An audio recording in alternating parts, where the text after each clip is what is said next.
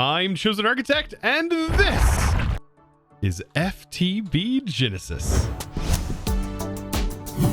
Now, today is where things get serious. That's right, we are going to venture into the defragmentation section.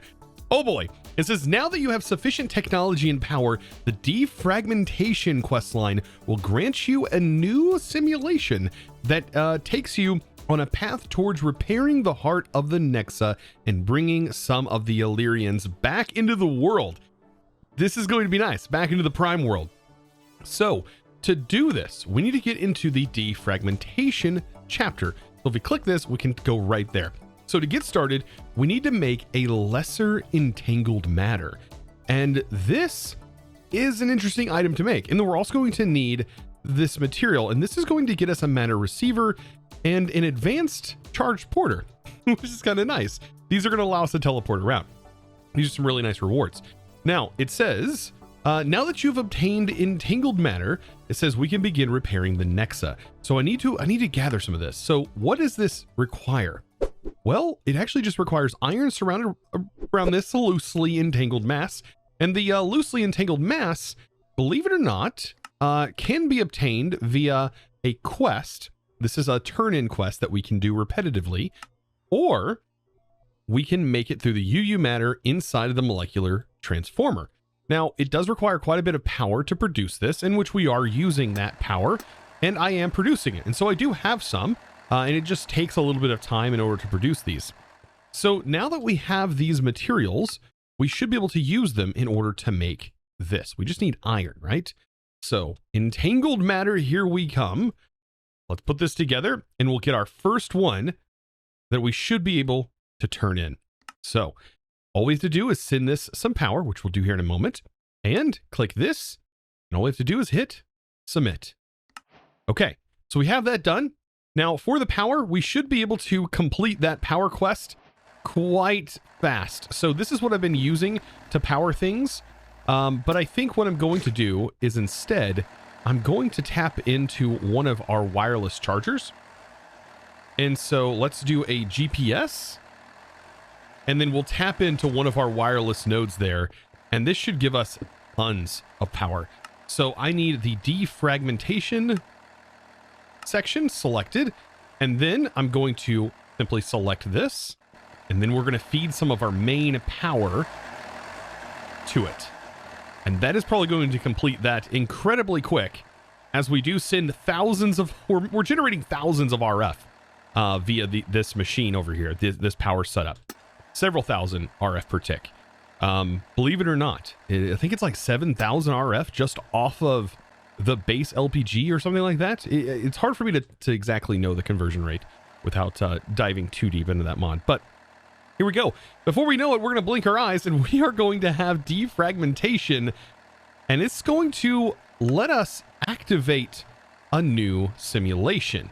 So here we go. Defragmentation complete, and we now get access to a matter receiver, and we get an advanced charge porter. These are going to be pretty nice.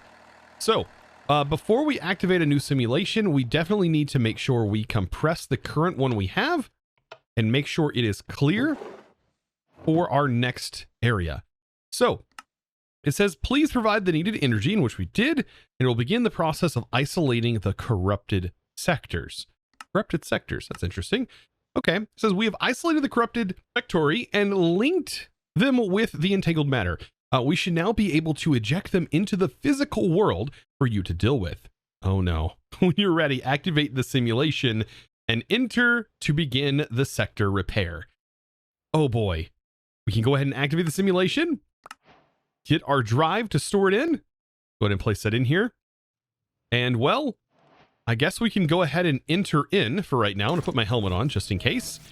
I don't really know if there's anything we should be super worried about. I'm gonna have to break my way through here, it looks like. Just a little bit. There's a little stairwell. Okay, so this is the new sector.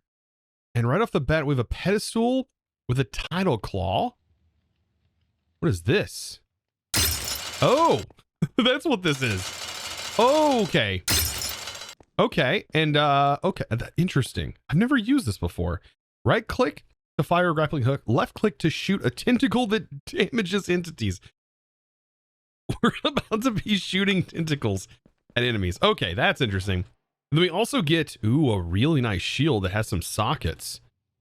Okay, so these shields, by the way, these are from the, this is from Immersive Engineering. These are really nice and have some really cool things you can do. And then we also get given Cosmic Cola, which is apparently a nice food that we have access to. Interesting. Okay, so what do we do now? Let's take a look. Okay, so it says, while we uploaded the corrupted sectors into the simulation matrix, you should take the opportunity to prepare containment systems. We've downloaded schematics for you to create miniaturized simulation system. You'll first start by creating a deep learner and a data model. In order for the data model to be linked to the entities, you'll need to right click on one of them with a blank data model. This will encode the entity type for processing the simulation. Okay. So once you have it ready to go, the center of the arena, activate the first wave. Okay, so I'm assuming this is the activation of the first wave. Go to the center of the arena. Okay. So I need to craft myself a deep learner. That's going to be interesting. And then I also need to craft myself a model framework. So these two things, they don't seem too bad. We do need black stone apparently, but we have nether essence and stone essence. So we should be able to make that. And then we need the tablets. And I now have deep slate because of our bees. Now we should have all of the things crafted up, ready to go. I set up some auto crafts for these things. And there we go. So we now have our model framework and we have our deep learner. These are going to be pretty important for what we're going to be venturing into next. Just judging off of the items we have. Yeah, we're going to be diving into hostile neural networks. That's going to be pretty nice. So we get a lingering potion of resistance and we also get a splash potion of strength for 8 minutes. Ooh, that's going to be helpful. I don't know what we're about to get into though. It says initiate auxiliary data sector gate.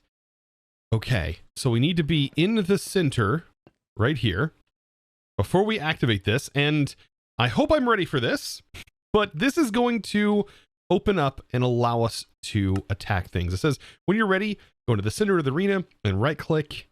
Remember to right click the data model on one of the entities to bind it. Okay, so we're going to do this. If you fail to defeat the corruption, you'll need to prepare a materialization again until we can fully contain. Good luck. Elyria is with you. In spirit. I love the in spirit part. All right, let's activate this. All right, so let's go ahead and we will drop the lingering potion, and then I'm going to drop this on my head. Okay, so we have zombies, and I just right-clicked the model on here. Okay, let's use this. Oh, that's cool. That is actually kind of cool. Okay, so I want to put the data model in here when we go to attack enemies, because that's how it's going to learn. It says 6 remaining. Well, that's because I didn't... Yeah, I probably should have had this on there when we started attacking them in the first place. Well, that one just enderpearled at me. So now the data model should say... Oh, it still says 6 remaining. That's interesting. Do I have to kill them by hand? Surely not. Let's get these guys killed. It is kind of hard to hit some of these guys. Especially the little baby guys. That was pretty rough. Okay. There we go. And oh boy, I'm gonna have to heal up. There's no way. There's no way. My food. Okay, so actually our saturation's fine. I just need a drink. And the drinking actually gives us insta health, like a little bit of insta health there. Okay. So there's that. Probably should have used my shield. I have a shield, I'm not even using it. So, oh, one remaining. So it looks like it did catch up. Okay, so we're getting to the next wave. And apparently I should be able to use this to like crawl up here. And then maybe that would work. Ooh, I could cheese the system. So long as we don't get like yanked down, that would be not good, would it? All right. There they go. Oh, this is such a cool weapon. Also very creepy at the same time. Okay, so, oh, we've already hit the basic data model now. Okay, so now it says 11 remaining. Interesting. Oh, whoa, what are you? Okay, apparently, okay. This is a big boy. This is the zombie. Yep. I don't know how long this one's going to take, but this is our last wave. We only have 2 minutes basically left to do this. Oh boy. This looks like it could take a while. Oh, I'm gonna get yanked. Let's get these guys cleared up first. Oh no, they got the fishing line on me. No, if I get yanked down there, I'm surely dead.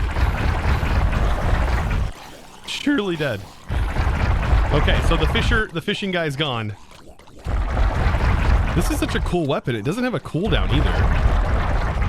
That is interesting. Okay. It's linking to this guy. I'm gonna jump over here. Try. Oh, that one got wrecked. Okay.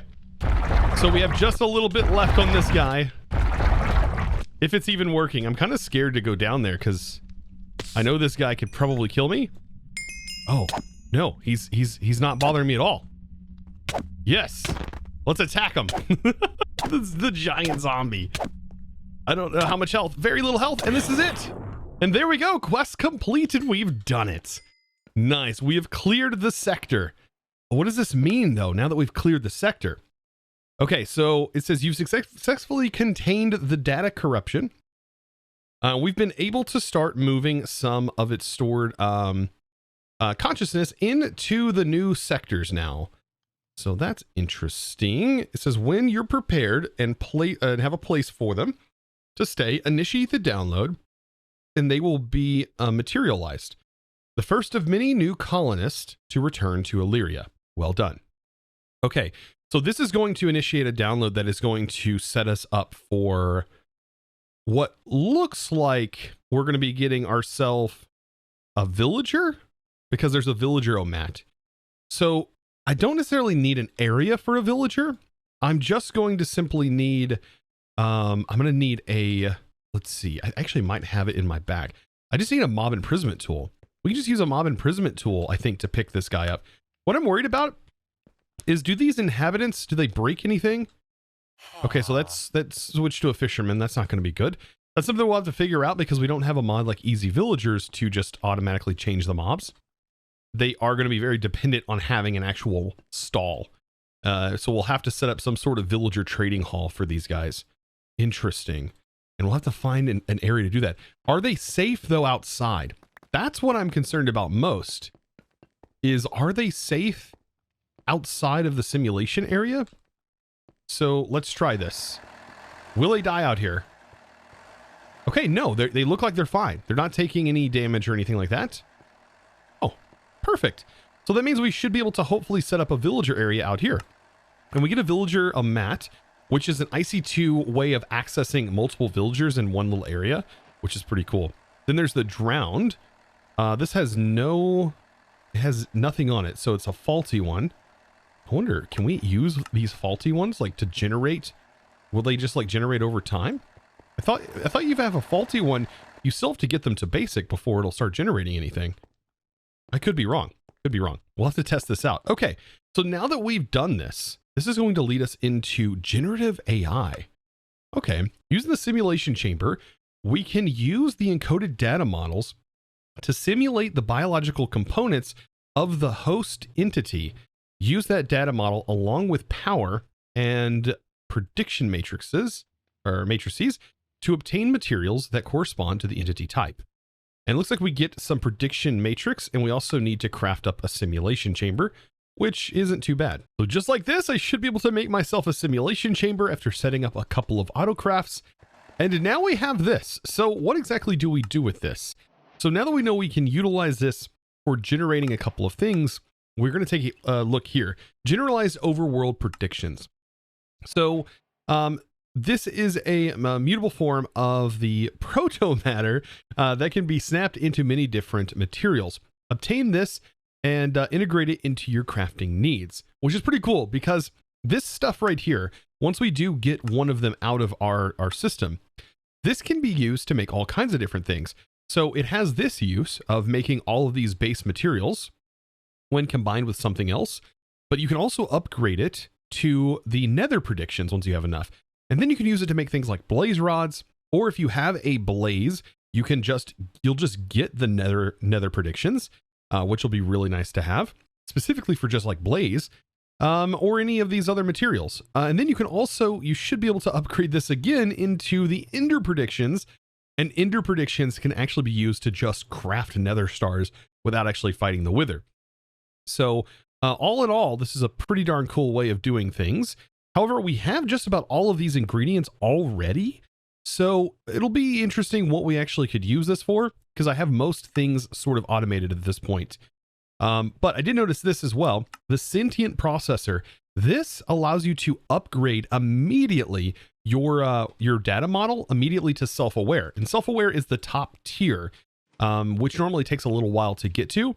This will allow you to just simply go to it immediately, which is pretty darn cool. So that's the Sentient processor. And this requires us to dive into mechanism and get into the mechanism alloy crafting and get this all automated, which is actually pretty easy to do, given that we have all of the applied energistics and channels and everything. So now I'm thinking about a way that I can handle this simulation chamber. So I'm over here right next to my bees, which are right over here. And so what I plan on doing is actually having the simulation chamber right here. And we should be able to wirelessly power this with a data card. But we're also going to need applied energistics to be back here. And we're going to need applied energistics so that way we can feed these prediction matrices in here. And we're going to need those because as soon as we put in our data model, this will then need the prediction matrices. And so then we're going to need energy that this is going to require. And it tells you how much, 128 right here. It also tells you on the card, if you hold shift, how much power this is actually going to cost. Now to automatically send those predictions to this, so the prediction matrices, we are going to want to use an exporter, and we want to automate the exporting of those items. So let's go ahead and set that as an item that gets sent, but we're also going to want to make sure it gets crafted on demand. Now it'll stop crafting once this is filled, but it will go ahead and initiate the craft if this becomes empty. And so that is going to be perfect for us. Now I just got it connected to power, so now it's alive now that it has power. And you'll see that it is running through the process, and it's going to produce those two things. It's going to produce the generalized predictions, but it also has a small chance, as it continues to run these simulations, it has a chance of actually making a prediction. And this will be a zombie prediction once we get one. And then that's when we can take this, and we should be able to utilize that in a loot fabricator to generate different items, including iron, carrots, all kinds of stuff. Iron being one of those things that we're probably going to want. Now, I plan on interacting with these simulation chamber and then also the loot fabricator in an interesting way. So we just now have zombie predictions, and this has now entered the advanced phase and is going to require 300 cycles in order for it to upgrade to the next tier after that. But that'll only improve the chances of getting the actual predictions. Now, how do I go about handling this whole setup here? Well, I think what I'm going to end up doing is I'm going to just basically have the two machines, including the loot fabricator, and I'm going to use laser IO in order to interact with both of the machines that are right here, because these can interact with all sides. And considering that the top needs to be inserted, it needs the prediction mates inserted on the top, and then the bottom actually needs to be able to pull out both of these. But we just want to send this specific prediction into the loot fabricator and then export out. And because it's side dependent, to be able to make it compact, I'm going to use laser IO. Now, after creating the loot fabricator, what's funny is you actually get given an energy transfer node and a GPS card. So already it's saying, hey, it's probably best if you use this for your power, which is funny because I was just about to make another GPS card. So I'm going to go ahead and select this now and see we can have them stacked like this if we use laser IO. So one of the first things that I want to handle is I want to handle pulling out the actual prediction and sending that down here. So to do this, we're going to have an item card that is going to go on the side that's connected. And then we're going to have that set to extract. But what I want is I want to actually have an item card down here that is filtered, that is going to be sending to the up of this machine, the loot fabricator. And then inside of this filter is where I want to put the actual zombie prediction. So we have a lot of slots, so we could actually use this loot fabricator for multiple things, which we'll probably end up doing. But for right now, this will just be basically for the basic setup here. So this is also going to have an extract card on it. So it's something we need to keep in mind. So now that we have this, technically, once we turn on this card, it is going to try to pull out two different things. So it will pull them out, but it only has one place to send stuff, and that is the predictions into the top of this machine. So what I want is on the down here, I'm going to set up another item card. But this one is actually going to have a lower priority than this one, making sure that it at least attempts to send that prediction before trying to send a prediction down here. So as soon as we activate this to an extract, it should pull out all of the predictions here, the generalized predictions, and should be putting them in this barrel. Now down below this barrel, I have an importer that's sending it into my system. And so this is working. As you see, the items are going in, but as soon as it finishes this and there's no more left, it should start to take these predictions and it's sending them here. And so this is where I want to select the items that I want to receive out of this. Now this is where this also needs to have the items pulled out of it. So that is where I need to, on the west side as well, I need to add another item card. This one I'm going to set to a different channel, and I'm going to set that to extract. Actually, you know what? I could probably just set this to the white channel and just let it set to extract, because that's going to also place the items down here. So there we go. So that would be a lot easier. Yeah, just having it like that. So set that to 8. That's going to pull out all the items, and then everything's going to get flooded down here, and then it's up to my system to simply pull it in.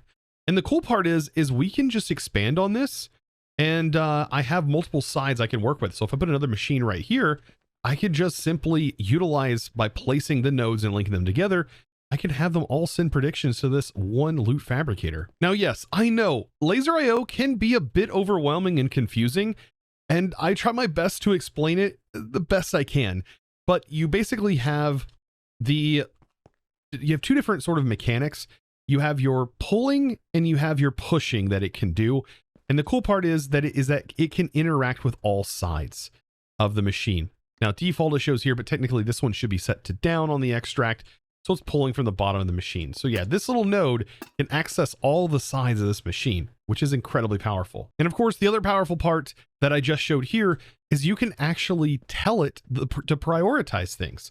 So it does have a built-in priority system that you can utilize on the input cards. Now that we have this set up, there is one data model that I would really love to have, and I don't think it gave it to me as a reward, and that is a witch data model. Yes, because a witch can give us tons of redstone. And oddly enough, we don't have a bee or essence or anything like that for redstone. So this is ultimately going to be one of the few ways we can actually get it. Now, the best place to find a witch is out in the wastelands in these cities. As apparently the witch kind, the witch variant, well, they survived everything apparently. Well, it makes sense. They are magic beings. Already, I have a witch. Let's go ahead and capture its data model. There we go. I have it. I want to put it in here, and we can at least try to kill this witch. It may be very difficult. We'll see. Because if it drinks healing potions very fast, we won't be able to actually kill it. No. Wait, does it have like a villager spawn egg? Oh, wow. Okay, so it just duplicated itself? Okay, this is not good. That's a stray with a diamond sword. Okay, we took good damage there. Okay, where did they go? Oh, no. The witches are going to be very difficult. I see it, though. I see it. There we go. This witch. All right, come on. No, quit healing. Quit healing.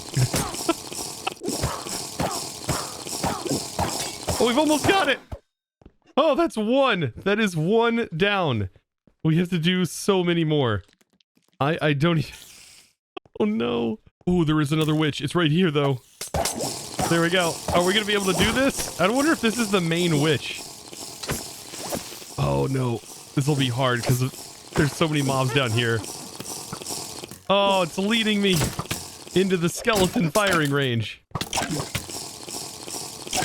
Oh, I have a bad feeling about all of this. But still, this is so useful because if we can get some redstone, that's the only thing that is like honestly hindering us.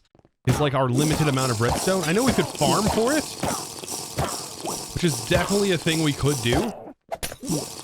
Oh, it just hit me with that. There we go. Whew, so we got another one down, but my goodness, yes, redstone would be fantastic. You know what? I think instead of just hunting for these, because I have no idea where I'm going to find the rest of those witches, I want to try and make that sentient. And we do have access to the one machine that should hopefully be able to do it, but we might have to make a crusher. Now, when making the patterns for the alloys, we have to be very specific and make sure that when these are being crafted, we need to make sure that we are making sure we allocate enough of the items that are required to make the fluid that we see on the left to be able to produce this. So yes, instead of making a crusher to be able to get obsidian dust, which is the one thing I think we need, we're going to need obsidian in this form, and we can actually make an obsidian bee, and the obsidian bee gives us crushed obsidian, which is the one thing that we need, because I can't just yet. I probably could craft the thing that produces osmium, but just yet I want to hold off. And so we should be able to just be able to use this. So the obsidian bee is just going to get added to our collection of really powerful bees. Boy, that's a big boy bee right there. Now, if all of my patterns are correct, I should technically have all of the processors ready to go to be automated. So now I just need to create the patterns for these processors, these circuits, and we should be good. I think I have everything ready to go because I have the advanced circuits actually automated. So yeah, I should be able to make the sentient processor. Let's see, is it not showing up in the recipe here? No, because I haven't created the actual sentient processor. So final thing, we can just craft that, the processing pattern, and that should be one of the last things that can go into this before we have to upgrade our pattern provider. Oh goodness. So can I craft it? Yes, I can. So in literally a blink of an eye, I now have the sentient processor. Oh boy. So this will allow us to immediately upgrade this apparently. So we just crafted with it.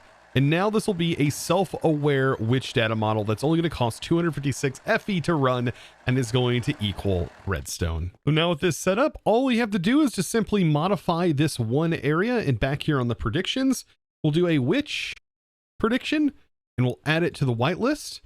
And all we have to do is put an extract on here and that should work. So now this will be set to an extract. And it should automatically work. It's pulling out the things that's needed to be pulled out. And the prediction should go here. And we just need to select one of these items. And that is going to be redstone in my case, because redstone, I think, is one of the most needed items. Now with that, we've definitely done some defragmentation today. My goodness, do we get into the hostile neural networks? And I feel like this could definitely expand into even more goodies that mobs can drop. Now with all that, I hope you guys enjoyed today's episode. And if you did, be sure to click that subscribe button if you haven't already, because I'm having an absolute blast and I hope you guys are too. And that's the best way to let me know you're enjoying. Thank you guys so very much. It is now time to thank the amazing supporter of today's episode. And that huge thanks is going to go out to Era Fox. Thank you so much for your amazing support, by the way.